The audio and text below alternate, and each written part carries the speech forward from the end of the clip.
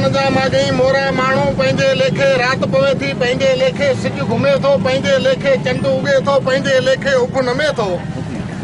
पाण कथे में कई सजन खां राजन भाजन वारा आहियूं पाण न कंहिंजी अचर पचर में पाण न कंहिंखां आणियूं चाढ़ियूं पाण त पंहिंजे लेखे आहियूं अबरा सबरा जेके आहियूं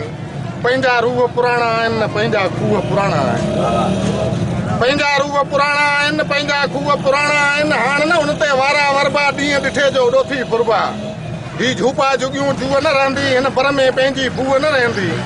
ही सीमूं सेड़ा संदा बि वेंदा ही ॿेला बनियूं बंदा बि वेंदा चूड़ेलियुनि जा चाग बि वेंदा रस रियाणियूं राग बि वेंदा सिंगर मरीड़ो साग बि वेंदा मारूअड़नि जा माग बि वेंदा ॾोथियुनि खे ॾेई ॾुआग बि वेंदा चंग बोड़ींदा चढ़ा बि वेंदा चंग बोड़ींदा चढ़ा बि वेंदा दिक दुबे जा दड़ा बि वेंदा झिरकलीअ वारा मड़ा बि वेंदा कादू कुंभर जा घड़ा बि वेंदा सॾ पड़ाॾा पड़ा बि वेंदा मिठा बि वेंदा कड़ा बि वेंदा अंगण खुलासा जोर बि वेंदा अंगण खुलासा जोर बि वेंदा दब दबा ऐं दौर बि वेंदा शींहं बि वेंदा शहज़ोर बि वेंदा माण्हुनि सां गॾु मोर बि वेंदा हीअं चढ़ी के होर बि वेंदा बाह कराई बंग बि वेंदा बाह कराई बंग बि वेंदा वरवाईअ वारा वंग बि वेंदा रता रोहिड़नि रंग बि वेंदा दलूअ वारा चंग बि वेंदा सामीअ बुकड़ संग बि वेंदा हाणे मुंदुनि खां मेला वेंदा वक़्त खां पोइ वेला वेंदा ॾोरा राछूं झेला वेंदा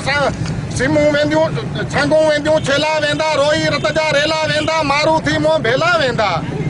टांपीअ वारो टाट बि वेंदो मोटूअ वारो गाट बि वेंदो चोरे वारी चाख बि वेंदी सोढी तराई नाख बि वेंदी बाह कराई पिट बि वेंदी हाणे मंगा जी भिट बि वेंदी हाणे ॾिनीअ में जिन न थींदो हाणे ॾिनीअ में जिन न थींदो मुंहुं बि ॾार ॾे मन न थींदो हाणे वॾनि जूं क़बरूं वेंदियूं पाण खां तिन जूं ख़बरूं वेंदियूं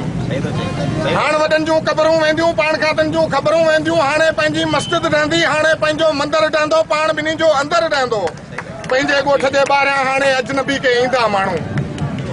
पंहिंजे ॻोठ जे ॿाहिरां हाणे अजनबी के ईंदा माण्हू पाण तिनी खे कीअं नथा ॼाणूं